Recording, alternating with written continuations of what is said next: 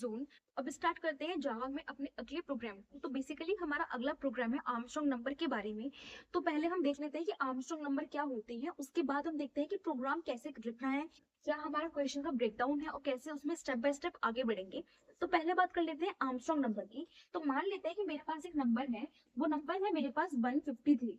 ये मेरा नंबर है 153। अब क्या करूं, मैं इस नंबर में हर एक नंबर का क्यूब करूं। तो बेसिकली मैं 1 का क्यूब करूं, मैं 5 का क्यूब करूं, प्लस मैं 3 का क्यूब करूं, और इनका क्यूब करके भी मुझे जो रिजल्ट मिल जाए 153 मिल जाए। तो नंबर क्या था, नंबर मेरा था 153। मैंने हर एक नंबर का इसमें क्यूब करा और क्यूब करके रिजल्ट मेरा क्या आ गया, 153 आ गया। तो ये नंबर क्या है, ये नंबर मेरा आर्मस्ट्रांग नंबर होता है।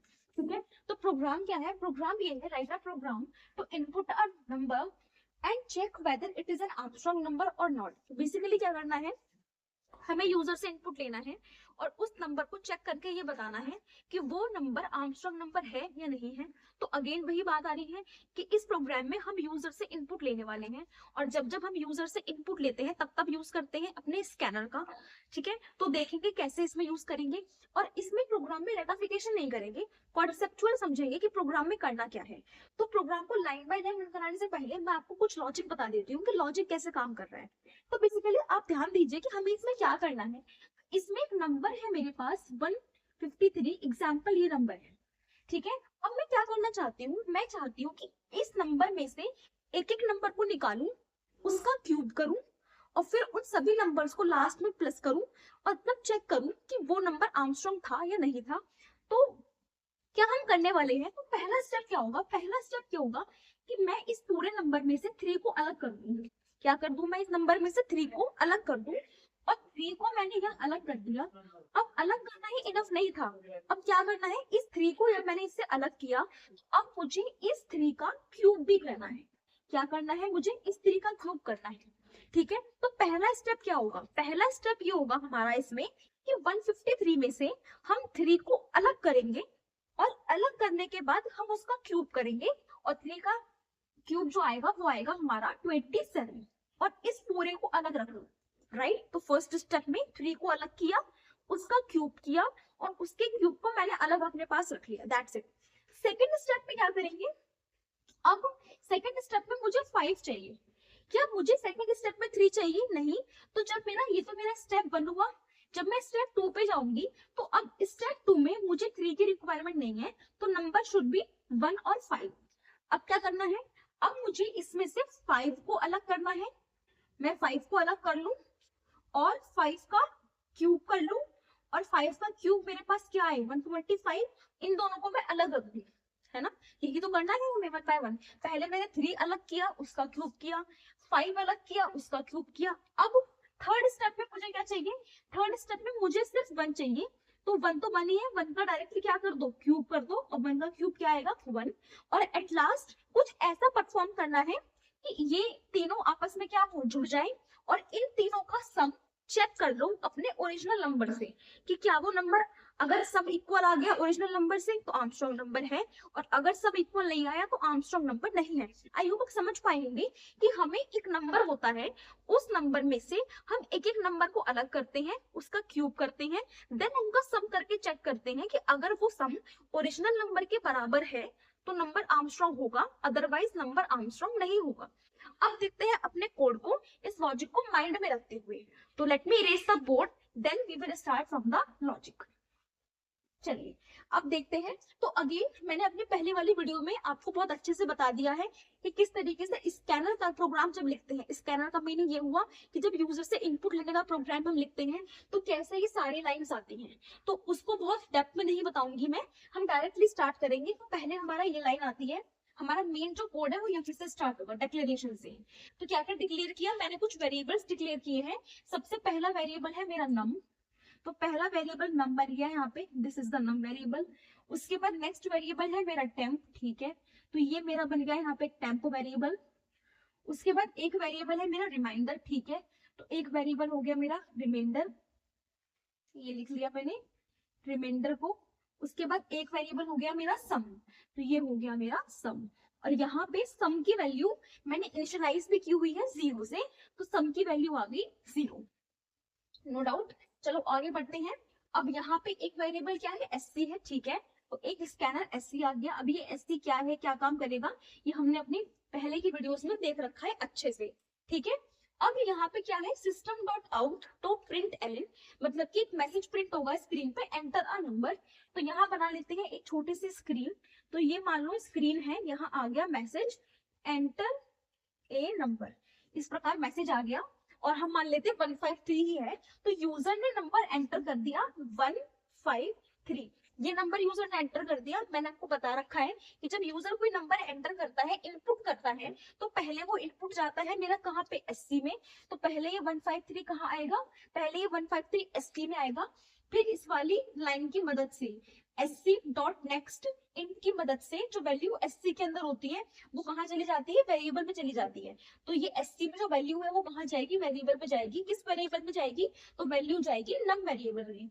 तो जो वेरिएबल में वैसी जो एससी के अंदर वैल्यू है 153, वो मेरे नम में चली जाएगी। तो यहाँ पे क्या आ गया, 153 आ गया, एससी से हट गया और कहाँ चला गया, नम में चला गया, ठीक है। उसके बाद हमने क्या करना है, उसके बाद देखो क्या करें, num equal temp equal to num, assignment operator लगा हुआ है, तो जो वैल्यू नम में है उसे कहाँ डाल दो, उसे डाल दो टेम्प में। वैल्यू को कॉपी कर रहे हैं, ठीक है ना, तो नम में तो रहेगा ही रहेगा, लेकिन अब कहाँ भी चला जाएगा, टेम्प में भी चला जाएगा। तो जो वैल्यू हमारे नम में थी वो मैंने डाल दी टेम्प में, तो टेम्प में भी क्या आ गया मेरा 153 आ गया। अब स्टार्ट करते हैं कोड को। तो यहाँ पे लगा हुआ है व्हाइल लूप, व्हाइल लूप मतलब ये कोड कब तक चलेगा, तो जब तक मेरे नम की वैल्यू नॉट इक्वल टू 0 है, जब तक इस नम की वैल्यू 0 के बराबर नहीं है तब तक ये कोड चलेगा। जब इस नम की वैल्यू 0 के बराबर हो जाएगी वही मेरा व्हाइल लूप क्या हो जाएगा, बंद हो जाएगा, ठीक है। तो चलो स्टार्ट करते हैं वन बाय वन।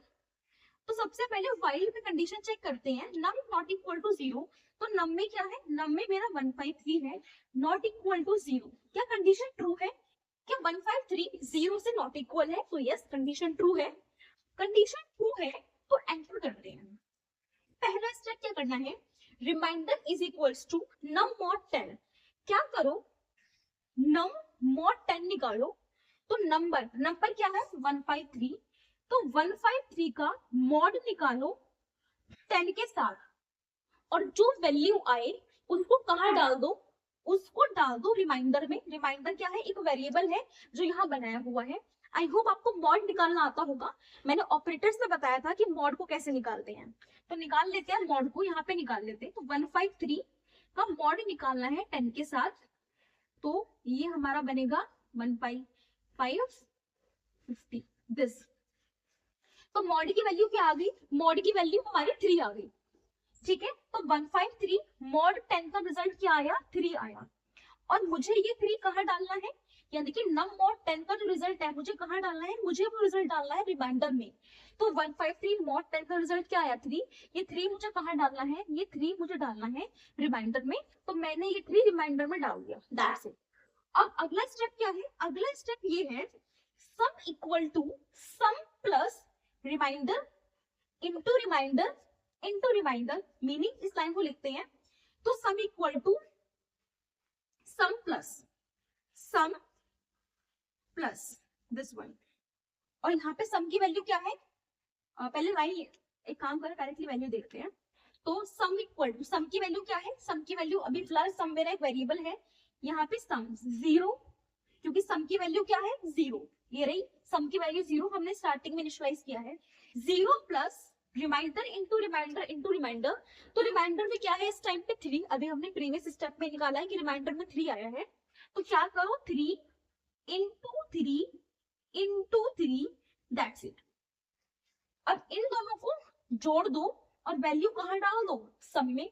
तो 3 का क्यूब हो गया, और 3 का क्यूब क्या होता है 27, 27 प्लस 0 क्या हुआ 27, और 27 कहाँ डाल दो, सम में। तो अब जो सम में 0 था वो अपडेट होके क्या हो जाएगा 27 हो जाएगा, 27 हो गया। चलो 2 स्टेप्स हो गए। तीसरा स्टेप क्या कह रहा है, तीसरा स्टेप कह रहा है कि अब num equal to num divide by 10, मतलब कि जो नंबर है उसको डिवाइड करो 10 के साथ, और जो रिजल्ट आएगा वो कहाँ डाल दो, नम में। तो मैंने डिवाइड कर रखा है, मॉड्यूलस में और डिवाइड में यही अंतर होता है। जब मॉड आता है तो हम रिमाइंडर को देखते हैं, और जब डिवाइड करते हैं तो हम यहाँ वाली वैल्यू को देखते हैं, राइट।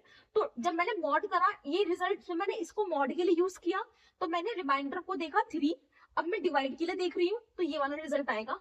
तो नम में क्या, नम डिवाइड बाय 10 क्या आ रहा है मेरा, 15 आ रहा है।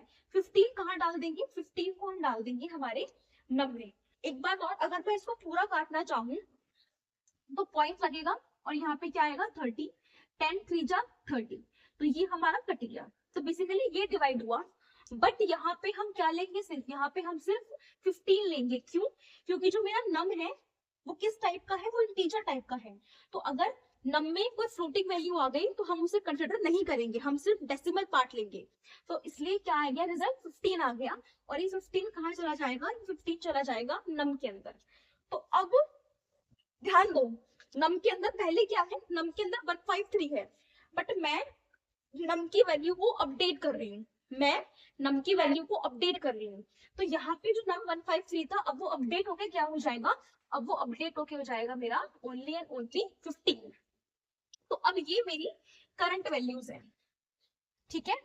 नम मेरा 15 हो चुका है, रिमाइंडर मेरा क्या था, रिमाइंडर मेरा 3 आया था, और सम मेरा 27 है।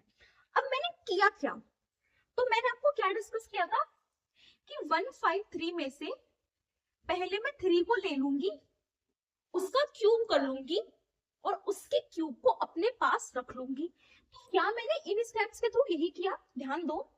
तो हाँ मैंने यही किया, क्योंकि जब मैंने रिमाइंडर निकाला तो मुझे 3 मिल गया, पहला स्टेप पूरा कर लिया मैंने। फिर उसके बाद मैंने उसका क्यूब कर लिया, दूसरा स्टेप पूरा कर लिया मैंने। अब लास्ट स्टेप में मैंने क्या कहा था कि अब मुझे 3 की रिक्वायरमेंट नहीं है, तो मैंने डिवाइड करके इस 3 को यहाँ से हटा दिया। अब मैं किस पे परफॉर्म करूंगी ऑपरेशन, 15 पे।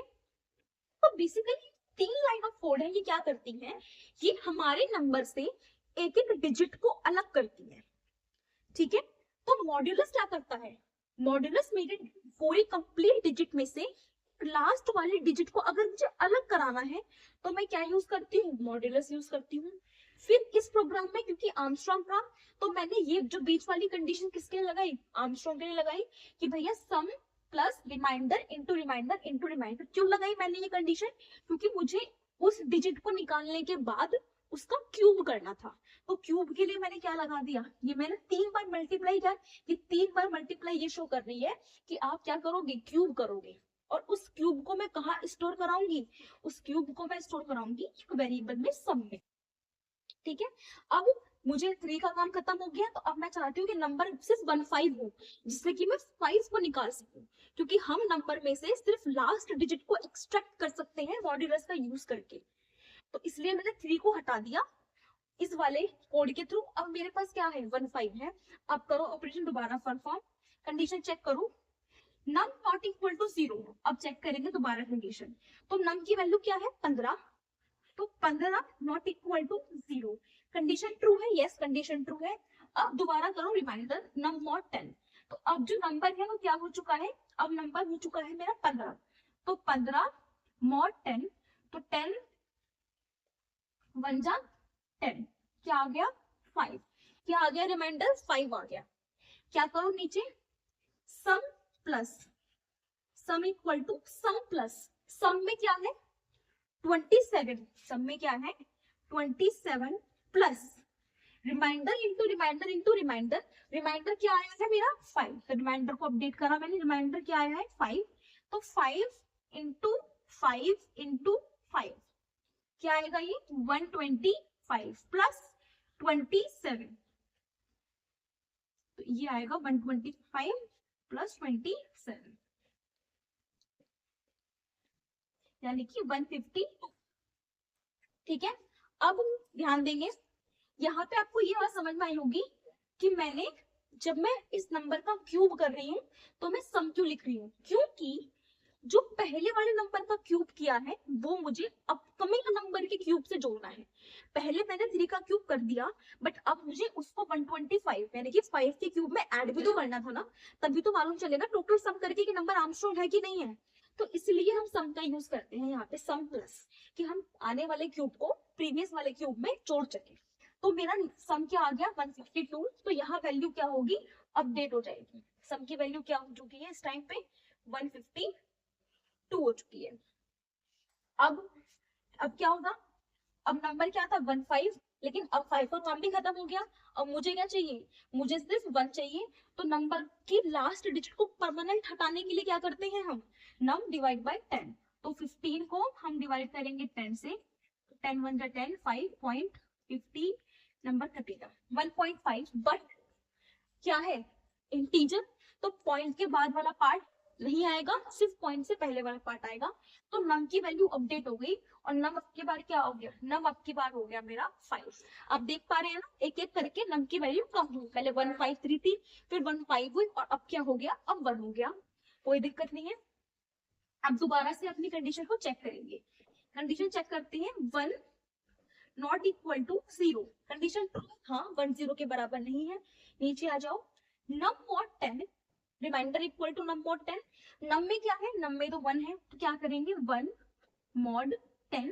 अब यहाँ पे क्या है, ये इस प्रकार है, तो जब इस प्रकार हो और मुझे मॉड निकालना हो, तो इस ऐसे डिजिट्स का कि आगे वाली वैल्यू छोटी होती है, बाद वाली वैल्यू बड़ी होती है, और ऐसे में अगर आप मॉड निकालते हैं तो आंसर आता है आपकी छोटी वाली वैल्यू, तो आंसर आएगा इसका 1।